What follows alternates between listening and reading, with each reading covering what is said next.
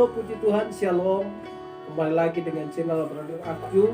Dan pada kesempatan ini saya sudah berada di desa Binebetan dan ada di gereja sidang Jemaat Allah Philadelphia. Dan di samping saya sudah ada Bapak Pendeta Yopi Gate yang melayani di tempat ini. Dan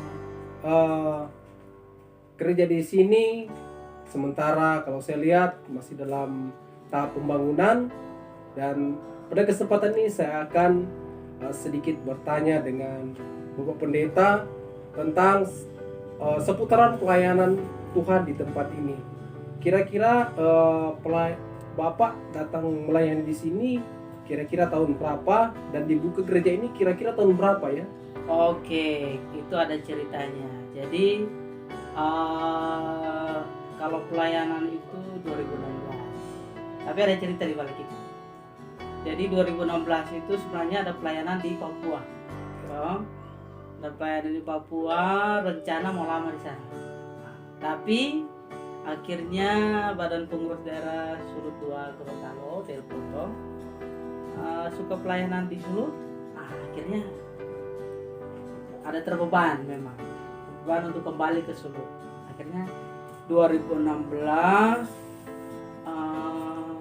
bulan Oktober kalau tidak salah itu pulang terima pelayanan di, jadi tahun 2016. Tapi kalau pelayanan di sini itu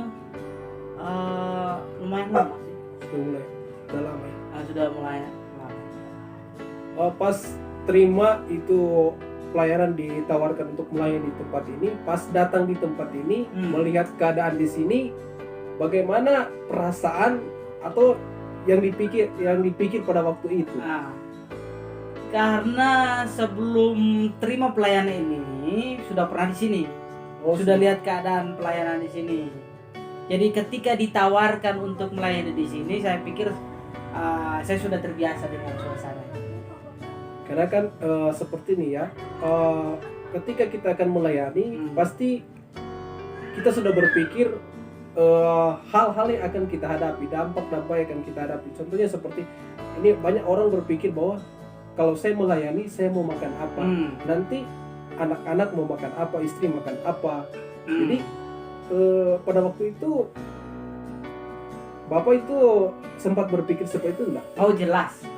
Jelas. Nah, itu ada kesaksian. Mau dengar kesaksiannya? Boleh. Jadi 2016 itu pulang, terima pelayanan kosong, istilahnya tempat pelayanan, tapi belum ada jemaat.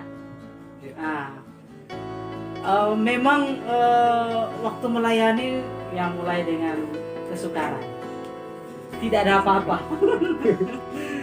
Jadi kembali ditelepon dari Papua, telepon tawaran. Suka melayani, mau kembali ulang di Papua. Cuma satu kata yang kita bilang, kalau umat Tuhan di padang gurun Tuhan kasih makan, kita di tengah kampung pasti Tuhan kasih makan. Itu saja kalimat itu yang kita sampaikan. Jadi selama hampir 7 bulan memang saya lihat pertolongan dan penyertaan Tuhan. Itu memang bukan karena kita malas kok mau mencari. Memang yang mau mencari itu belum tahu mencari apa. Memang saya punya keahlian kursi, tapi orang belum tahu waktu itu. Baru pertama. Jadi orang belum tahu. Jadi selama 7 bulan itu beras dalam tempayan tidak pernah habis. Minyak dalam buli-bulinya tidak pernah habis. Hampir 7 bulan. Iya, memang ada saat-saat di mana istri, yang namanya ibu rumah tangga, orang ini habis. Cuma kita bilang datang berdoa. Waktu itu memang lihat sendiri anugerah Tuhan. Selesai berdoa orang ketuk pintu pagi. Bapak, apa tuh ada? Makasih Bapak. Beras sampai ember loyang itu nggak cukup, loyang cuci baju itu. Pakai loyang lain, loyang kecil. Itu.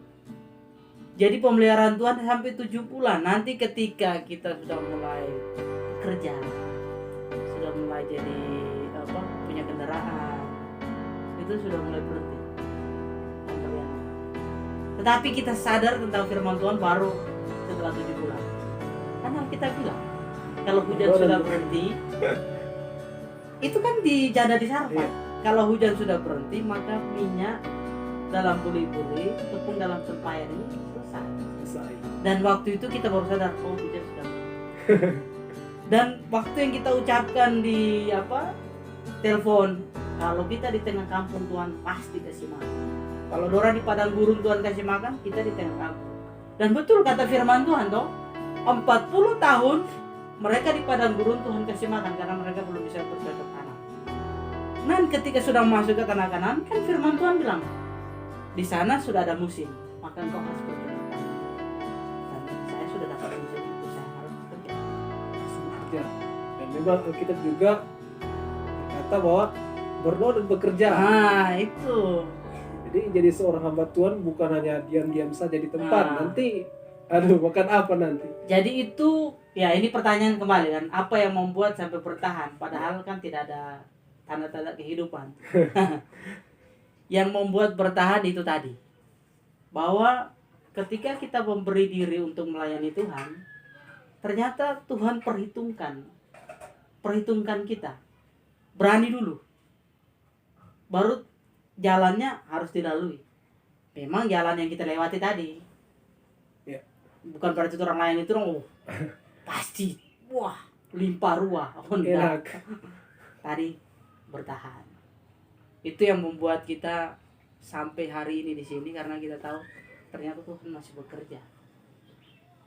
Itu ya, menyediakan apa yang kita butuhkan tepat pada waktu. Iya. Dan awal mula pembangunan ini saya tidak punya jemaat, orang yang memberi. Itu yang membuat saya semakin dikuatkan. Ternyata Tuhan sedang bekerja. Gitu. Itu pertanyaan tadi ya. Iya. Apa yang membuat bertahan sampai di sini? Ya, itu. Kalau saya lihat juga ya, pembangunan di sini sementara ya masih dalam tahap pembangunan gereja di sini. Dan kira-kira jemaat sekarang ada berapa? Kalau untuk jemaat belum ada. Belum ada. Kalau untuk anak sekolah minggu yang suka ibadah minggu ada satu. Ada. Berarti kalau kita lihat, kita ambil kesimpulan bahwa walaupun kita belum ada jemaat, tetapi membuktikan bahwa pemeliharaan Tuhan itu nyata kita rasakan setiap hari. Amin, itu ya, betul. Karena memang kebanyakan orang itu selalu mengeluh, sudah mempunyai jemaat banyak, sudah mempunyai ini itu, tetapi masih mengeluh. Tapi dengan sharing kita saat ini menyimpulkan bahwa apapun yang kita kerjakan untuk melayani Tuhan, kita kerjakan saja dengan tulus. Oke.